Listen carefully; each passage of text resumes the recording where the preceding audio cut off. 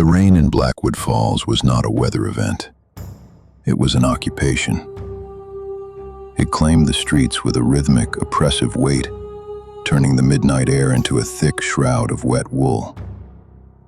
Detective Gabriel sat behind the wheel of his aging sedan, his eyes strained against the rhythmic mechanical groan of the wipers. At 3 a.m., the city's rusted spires were a distant memory, replaced by the suffocating darkness of the Hollow, a stretch of State Route 9 that locals avoided like an open grave. He pulled to the shoulder of Shadow Ridge, where a luxury SUV sat idling. Its headlights cut twin tunnels into the fog, illuminating nothing but falling water. The engine hummed with a haunting, lonely consistency. "Is anyone there?" Gabriel called out as he stepped into the deluge. His voice was instantly swallowed by the trees. The mud beneath his boots felt unnervingly soft, yielding like living tissue rather than earth. He approached the SUV, finding all 4 doors flung wide, revealing a vacant interior. There was no struggle, no blood, and no sign of the driver. His flashlight beams swept across the asphalt and stopped. In the dead center of the road sat a single red sneaker.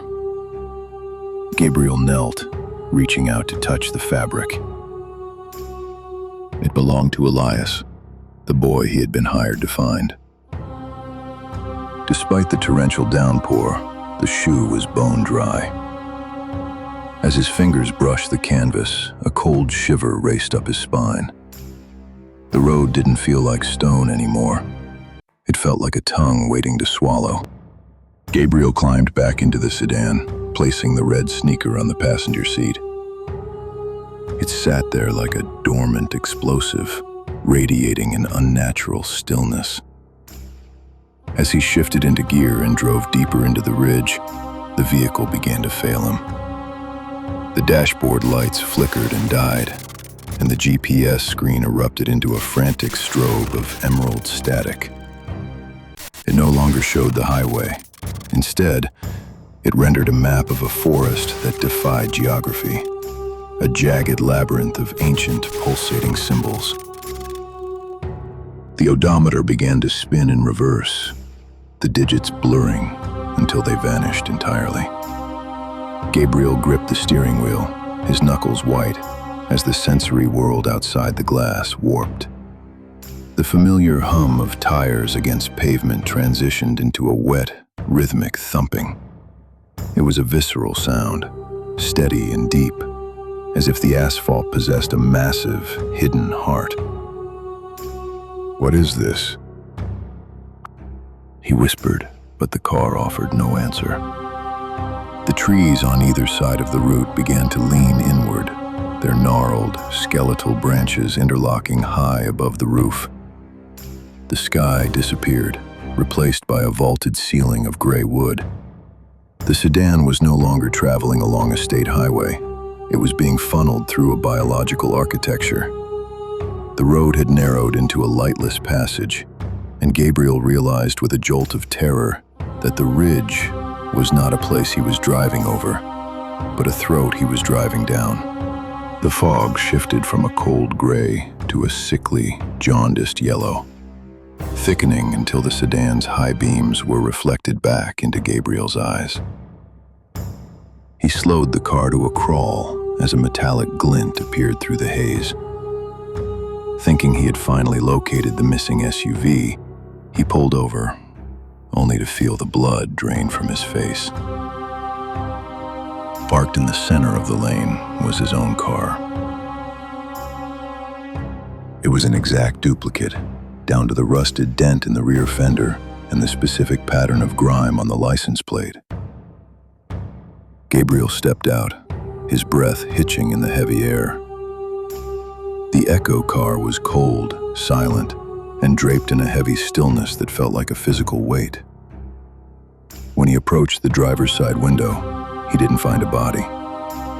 Instead, the entire interior was coated in a fine, uniform layer of gray ash. It covered the seats and the steering wheel in a soft velvet of ruin, as if the occupant had simply ceased to be, leaving only carbon behind. Elias? Gabriel. The whisper crawled out of the fog, small and fragile. It was the boy's voice, sounding so close that Gabriel felt the phantom warmth of breath against his neck. He spun around, hand reaching for a flashlight he knew wouldn't help. There was no one there, only the shifting, yellow walls of the ridge, watching and waiting. Gabriel abandoned the road, driven by the persistent, ghostly lure of the boy's voice. The moment his boots left the asphalt and struck the forest floor, the environment revolted. This was no longer a landscape of wood and soil. It was a biological nightmare. The ground gave way beneath him, a morass of black bile and writhing umbilical roots that coiled around his ankles with predatory intent. "I'm coming, Elias. Just keep talking." Gabriel shouted, his voice straining against the oppressive atmosphere. The trees groaned, their trunks twisting and flexing like overtaxed muscles. They were malleable, the bark feeling more like leathery skin than timber. Every step was a battle against a forest that seemed to be rearranging itself to keep him trapped within its veins. The air grew thick with the acrid scent of ozone and the metallic tang of old blood, burning his lungs with every ragged breath. "Help me. It's so dark." "Stay where you are," Gabriel urged, though he could no longer tell direction from distance. He plunged forward, crashing through brambles that bled a dark, viscous fluid when snapped. He wasn't just navigating a woods. He was running through a circulatory system. The siren song of the child grew louder, pulling him toward a central clearing where the fog began to peel back, revealing a reality that shattered every law of physics he had ever known. In the center of the clearing stood a monolith of obsidian, a jagged, colossal tooth of black stone that seemed to swallow the light. It didn't just sit there. It bled shadows. The liquid darkness dripped from its jagged edges, pooling on the floor and weaving the very trees Gabriel had just fought through.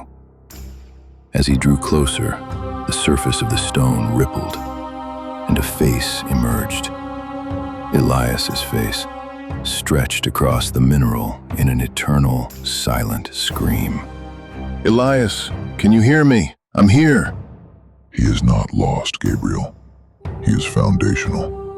And you are the final piece. "Let him go. This isn't a place. You're a predator." We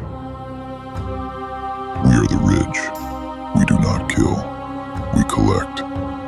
Your memories of the city, your grief, your life, they will become the soil of our expansion. Shadows coiled around Gabriel's calves like freezing iron chains. He struggled, but the weight was immense, dragging him toward the bleeding stone. The boy's stone eyes shifted, focusing on Gabriel with a look of profound, hollow pity. "Run, detective, before there is nothing left of you to save." Gabriel ignored the crushing weight of the shadows and reached into his heavy coat. His fingers closed around the red sneaker, and as he pulled it free, the clearing erupted in a violent sapphire radiance. The shoe wasn't just a garment. It was a battery of raw psychic trauma. It pulsed in his hand like a dying star, humming with the frantic energy of a boy who had fought back with his mind. What is this? Put it away. The boy is ours. He's not yours. He left a message, and I'm the delivery man. The obsidian surface began to crack, the bleeding shadows recoiling as if burned by the light. Gabriel lunged forward, ignoring the freezing cold that threatened to stop his heart. Stop. You don't understand what you'll unleash. I understand enough. You wanted a memory? Remember this. With a primal shout, he slammed the glowing sneaker directly into the bleeding obsidian heart of the stone. A blinding shockwave of pure white light exploded outward. For a split second, the clearing was gone, replaced by a gallery of thousands of souls flickering like broken film. Gabriel watched their faces, the lost, the forgotten, shatter into starlight and evaporate into the mist. The world didn't just break, it screamed. As the white light faded, the monolith splintered into a million shards of void, and the forest began to dissolve into a choking rain of gray ash. The ground beneath Gabriel's boots split wide, revealing a bottomless abyss that smelled of ancient ozone and nothingness. Is it over? Run! The road is closing, Detective. Run! Gabriel didn't wait. He turned and sprinted toward the horizon, where the trees were melting like wax. The shadows, now headless and frantic, clawed at his heels, trying to drag him into the opening maw of the earth. Behind him, the entity let out a final, deafening wail, a sound like a mountain being crushed into dust. I'm not staying in this grave, Gabriel roared, leaping over a fissure that erupted with black bile. In the distance, two beacons of artificial light pierced the supernatural chaos. His car. The headlights flickered, a fragile promise of the physical world. The asphalt beneath him was turning into liquid, pulling at his legs like quicksand. Come on! He dived through the open driver's side door, slamming it shut just as the clearing vanished into a hole in the universe behind him. He didn't look back. He simply floored the accelerator and prayed.